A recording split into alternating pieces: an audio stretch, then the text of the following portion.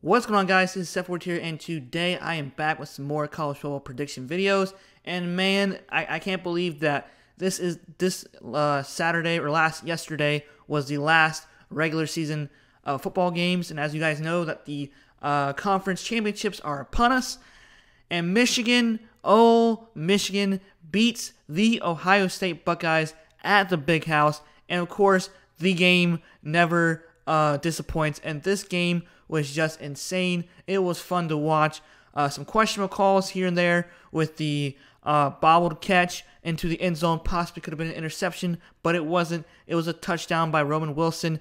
J.J. McCarthy played not to where some people wanted him to play, but he still played a great game. And honestly, hats off to Sharon, is that how you pronounce his first name? Sharon Moore, the backup assistant for Jim Harbaugh. He called a complete game with his assistants.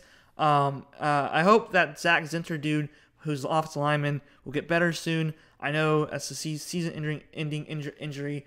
So, man, that was a fun game to watch. Blake Corum with 2 touchdowns to just pretty much, I would say, not really dominate, because Ohio State played really well with the defensive line, but the Michigan Wolverines only allowed 107 rushing yards.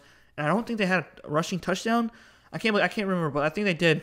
But Kyle McCord threw 2 interceptions against Michigan, and of course, Rod Moore seals the deal with the game-ending interception. That was crazy, because I felt like Michigan should have scored there with a touchdown instead of a field goal, because Kyle McCord did it before versus Notre Dame.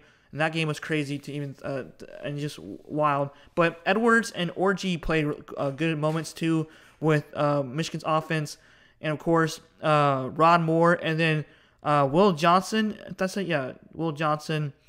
Let me see here.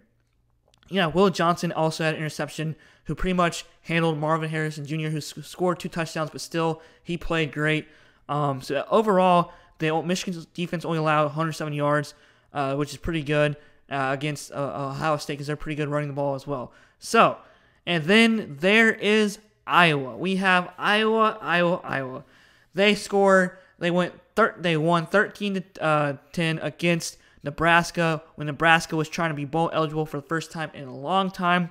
We got a game-winning field goal by them as time expires, and then we got Ethan Hurkett, if I pronounce his name right, with the game-sealing interception to go. Well, actually, no, it's a game interception that's clutched to force them to kick a field goal, or to give them a chance to kick a field goal to win the game, and eventually they did. Sorry for my just rumbling sometimes. Deacon Hill threw an interception, but he was the quarterback who had the only rushing touchdown for Iowa. Iowa is known for being a defensive team. They're kind of like a low-scoring type of team, but hey, they're 10-2. They're 7-2 in the conference. Michigan is 12-0 and 9-0.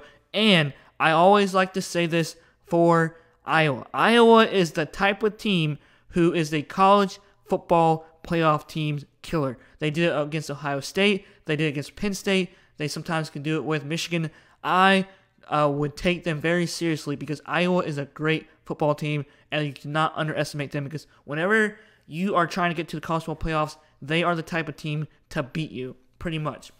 All right, so lastly, let's go ahead and go through the match predictor. Of course, Michigan with a 92.0% over 8.0% for Iowa. This game will be played at Lucas Oil Stadium. Time will be 8 p.m. Eastern Time, and coverage will be on Fox, which is an indoor stadium, and the weather will be 38 degrees outside.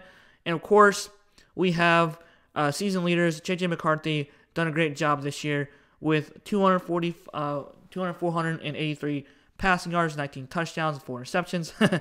And a Deacon Hill, 97 completions to 201 yards for only 976 passing yards and 5 touchdowns and 6 interceptions. And that's why you can see that Iowa has struggles on offense, but hey, they still win. They find ways to win, and winning is winning. That's all that matters. Deacon Hill, yeah, like I said earlier, Blake Corum has done a great job this year with 202 carries, 976 rushing yards, 22 touchdowns. Williams for Iowa, same thing, done an awesome job with 155 carries, 779 rushing yards, but only 1 touchdown, which is kind of crazy in my opinion. All right, then we have Rowan Wilson, 40 receptions, 648 receiving yards, 11 touchdowns for Wilson. And all for Iowa, 21 receptions, 299 receiving yards, and 3 touchdowns. I think that, who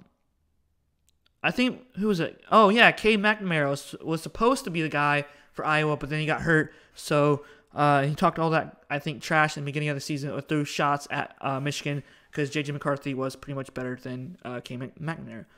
All right, so as you guys can see from the last 5 games, Michigan's defense, which kind of caught me off guard a little bit, because I thought that Michigan was going to struggle against Ohio State offense, because their defense has been kind of a little bit of shaky here and there. They kind of got a little conservative in the second half, the past 2 games against Maryland and against Penn State. But hey, they won, they kept winning, and they still won. Nebraska, they always win by like a low margin score. I mean, look at that, 10-7, 22-0. They lost 12-10, 15-13, 13-10. I mean, that's just crazy. This is insane. So my final prediction for this game, I think that regardless of Iowa, I still think that Michigan has some business to get done, or some unfinished business from last year's disaster against TCU. So I think that Michigan is taking this game seriously, especially against Iowa. I think they're going to win by minus 6 points against Iowa. It's going to be a low-scoring game. I think in the 20s possibly. Who knows? I could be totally wrong. I could be wrong that Iowa could upset Michigan. All right, guys. So if you're a Michigan fan, let me know in the comments below what you guys think. If you're an Iowa fan, comment down below as well. Subscribe for more college football content. I'll probably post 2 more videos, prediction videos as well. And guys, step forward here. Y'all have a great day, and peace out.